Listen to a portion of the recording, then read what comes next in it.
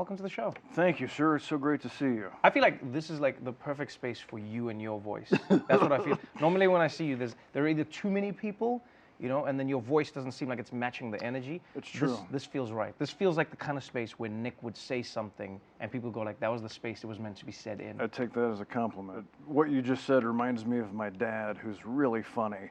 But whenever you're in a crowd, he'll gesture to you and then step away and say something under his breath, like, I hope you didn't have the trout.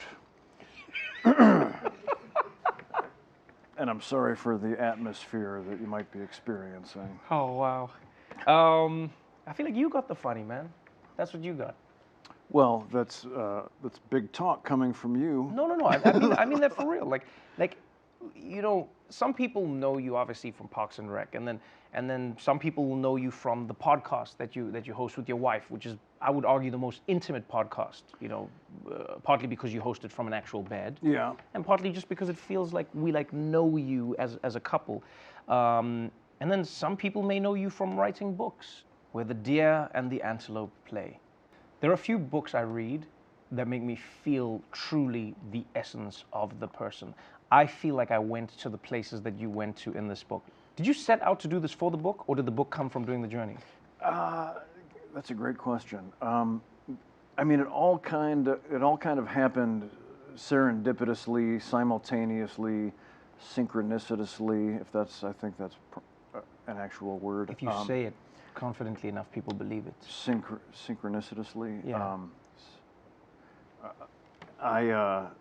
I had the idea for this book for several years. I knew that it would involve trying to regurgitate sort of my interpretation and feelings about our relationship with nature for my readership. And I was talking about the book with Jeff Tweedy of Wilco, who's in the book, and we have this three-way bromance with him and George Saunders, the great fiction writer. And it was Jeff's idea. He said, why don't we go somewhere and walk in somewhere beautiful, and you can use our conversations for your book? And I said, yes, Jeff Tweedy, my philosopher, poet, hero, that sounds fine to me.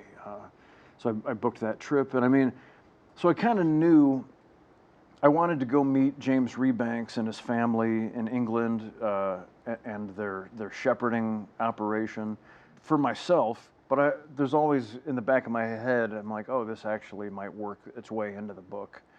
And then I was writing the first two parts of the book when Megan and I ended up deciding to take this Airstream trip. So eventually the penny drops where I'm like, oh, this also fits into the book. So while I'm finishing up the first 2/3, I'm living the last third, and then so it kind of comes organically. The stories that you tell in the book aren't just stories of travel. They're stories of history. They're stories of life. They're stories of, I think, you connecting with the humanity of not just yourself, but like the land that you live on. I think a lot of people will be surprised when they read this book, because they'll go like, man, Nick, it gets a little deep in some parts here. Like one minute you're in a forest, and the next thing you're talking about the people who were removed from this land, or what this land actually means.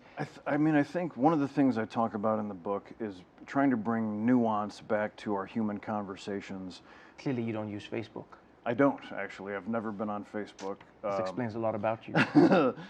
But when I'm, for example, hiking in a national park, I can, the first simple reaction is, holy cow, this beautiful, pristine land, untouched by human, wait a second.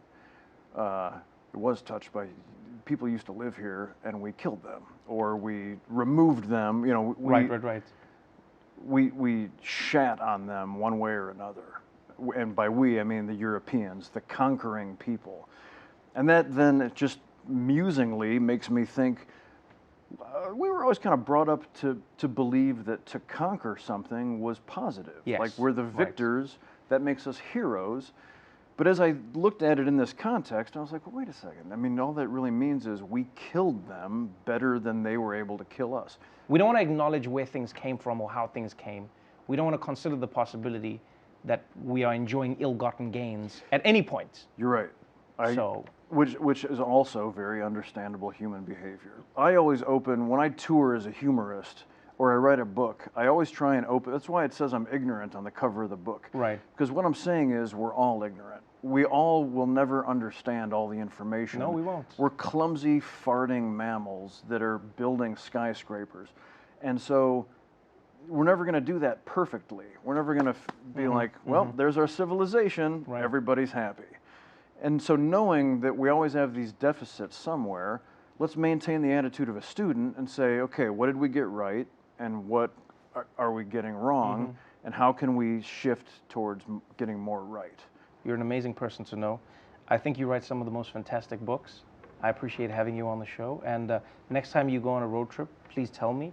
I'll decline, but I would just like you to tell me so that I could feel like I could come along. Well, thank you. I will do that. And maybe I'll FaceTime you from the top of a mountain. I would love that. And just so I can feel like I'll be like, oh yeah, oh man, that looks great. I wish I was there. I don't actually wish I was there, but I would like to feel like I wish I was there.